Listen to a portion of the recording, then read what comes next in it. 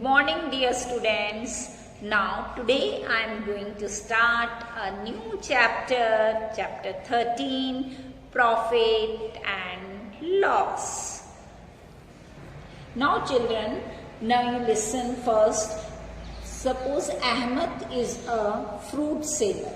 He buys fruits from the wholesale market and sells them to his customers. The price at which Ahmed buys the fruits is known as its cost price. Overhead expenses such as transportation, electricity bills, labor charges, etc. are added to the cost price. All these prices be added in cost price. The price at which Ahmed sells the fruits to his customers is known as its selling price. The entire process of buying and selling results in the shopkeepers getting a profit or loss from the transaction. Now I explain some formulas of profit and loss. You should remember all these formulas. When the selling price SP of the item is more than the cost price, the shopkeeper makes a profit or gain. The another name of profit is gain, and the short form of selling price we write SP, and the short form of cost price we write CP. When selling price is greater than the cost price, then profit comes, or we can say gain comes. The formula of profit is SP minus CP, and the formula for finding SP is CP plus profit. For finding CP means cost price. For finding cost price, the formula is SP minus profit. For finding CP, SP and profit is given, then we use this formula. For finding SP, when CP and profit is given, then we find SP. And when SP is greater than the cost price, then we use this formula, profit is equals to SP minus CP. Same as in second, when CP is greater than SP. Again, the CP, the full form of CP is cost price, and the full form of SP is selling price. When cost price is greater than selling price, then the loss comes. Loss, the formula of loss is equals to CP minus SP.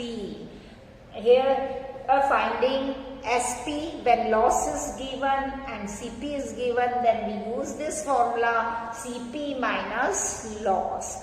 For finding CP, when loss and SP is given, then we use this formula CP is equals to SP plus loss. So children, you remember all these formulas by heart. Now we start activity 1. Question number 1. Identify the cost price and selling price in the following. Number A. Mr. Sharma bought a laptop for rupees 36,250 and sold it for rupees 32,500. Children, only you identify which is the cost price and which is the selling price. Bought comes, if in our question bought, bring, this type comes, then this is the cost price. And if selling, sold comes, then this is the selling price, SP. So this amount is the cost price and this is the SP. selling price. Now in B, a shopkeeper bought a shirt for rupees 700 and sold it for rupees 670. So in our answer, we write CP is equals to rupees 700. Here bought given, it means this is the CP, and here sold given, it means this is the SP. SP is equals to rupees 670. Only in this question we identify which amount is CP and which amount is SP. Now the remaining C and D part solve in your book. Now question number 2, find the profit or loss. Here item, cost price, selling price, we find out profit and loss. Number 8, toy. Cost price is given 190 and the selling price is rupees 183. Now first we see both the amount and see which one is greater. Here CP is more than the selling price, and if CP is greater than the selling price, then loss comes. So here CP is greater than SP. Loss, we calculate it, that is rupees 190 minus rupees 183, and it will get 10 minus 3, 7, 8 minus 8, 0, and then 0. So only 7, rupees 7. This is the answer. Now the B part, fruits.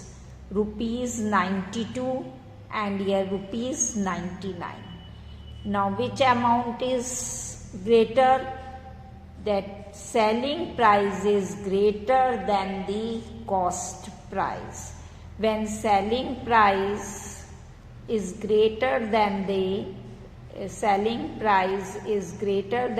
cost price, then profit comes. So in here we get the profit. We write 99 selling price, that is 99 minus cost price 92. We subtract it, 9 minus 2, that is 7, and 9 minus 9, that is 0. So again the profit of 7 rupees. In first, the loss of 7 rupees, and in second get the profit of 7 rupees. Now you see the D part, jam bottle, that is rupees 78 and here is rupees 84.50. It means selling price is greater than the cost price. So what we get? That is profit. We get profit.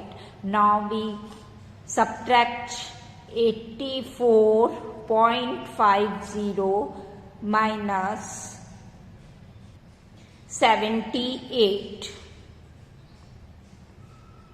Now how we will subtract? I show it here, 84.50 and here we write 78.00. Because only 78 is given, after decimal no number is there, so we write 0.00. When decimal number we subtract, then always point below the point and then number below the number. In this way we arrange it. So only 78 given, that's why we write it 78.00. Now we subtract it, 0, 5 minus 0, that is 5. Now 14 minus 8, it comes 6, and 7 minus 7 is 0. So our answer is rupees 6.50. In this way, the remaining part you solve in your notebook.